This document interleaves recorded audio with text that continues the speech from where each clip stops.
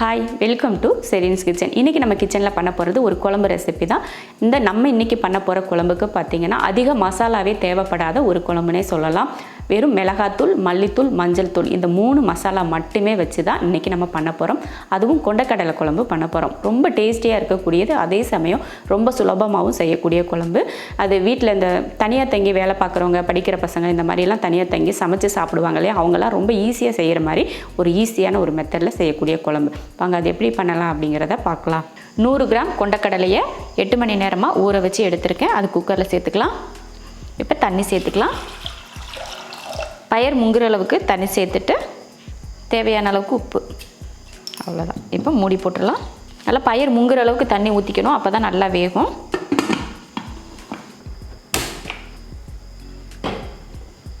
ஒரு 5 விசில் விட்டு வேக வச்சுக்கலாம்.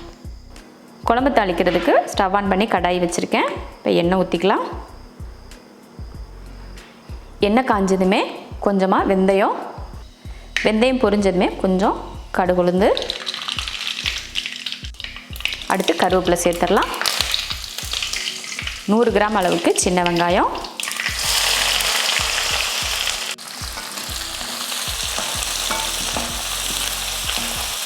வெங்காயம் பார்த்திங்கன்னா நல்லா பொன்னிறமாக வதங்கியிருக்கு. பார்த்திங்களா, இந்த மாதிரி தான் வதங்கணும். நம்ம எப்பயுமே சொல்கிறது தான், காரக்குழம்புக்கு இந்த மாதிரி நல்லா வெங்காயத்தை நல்லா வதக்கிக்கோங்க. இப்போ வதங்கினதுக்கப்புறமா தக்காளி, 3 தக்காளி, 1 உருளைக்கிழங்கு, அடுத்து 1 கத்தரிக்காய். வதங்கிறதுக்காக கொஞ்சமாக உப்பு. தக்காளி நல்லா மசிஞ்சு வரட்டும், அதுக்கப்புறமா நம்ம மற்றதெல்லாம் சேர்த்துக்கலாம். தக்காளி காயெல்லாம் நல்லா வதங்கிருச்சு. இப்போ இதில் மசாலா சேர்த்துக்கலாம். இதில் மல்லித்தூள் சேர்த்துடலாம். 1 2 3 ஸ்பூன் மல்லித்தூள். மிளகாத்தூள் 1 1.5 ஸ்பூன் மிளகாத்தூள் சேர்த்துருக்கேன். அடுத்து கொஞ்சமாக மஞ்சள் தூள். அவ்வளோதான் மசாலா. இதில் வேறு எந்த மசாலாவும் நம்ம சேர்க்க போகிறது கிடையாது. வெறும் மிளகாத்தூள், மல்லித்தூள், மஞ்சள் தூள் மட்டும்தான், வேறு எதுவுமே இல்லை. மசாலாவை இது போல் அந்த காய் கூட சேர்த்து கொஞ்சம் வதக்கி விட்டுடலாம். அவ்வளோதான், வதக்கியாச்சு.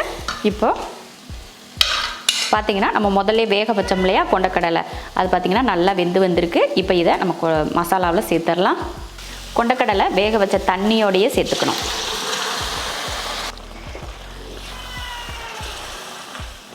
அடுத்து குழம்புக்கு தேவையான தண்ணி சேர்த்துக்கலாம். நம்ம கொண்டக்கடலை வேக வைக்கிறப்போ உப்பு போட்டு தான் வேக வச்சுருக்கோம். அந்த தண்ணியோட தான் சேர்த்துருக்கோம் இல்லையா. அதே சமயம் நம்ம காய் வதக்கிறப்பையும் உப்பு சேர்த்துருக்கோம். இருந்தாலும் பத்தலைனா மட்டும் உப்பு சேர்த்துக்கணும். உப்பு பார்த்துட்டு எவ்வளோ இருக்குன்னு பார்த்துட்டு சேர்த்துக்கலாம். உப்பு போட்டு கலந்தாச்சு. இப்போ 10 நிமிஷத்துக்கு மூடி வச்சு வேக வைக்கலாம்.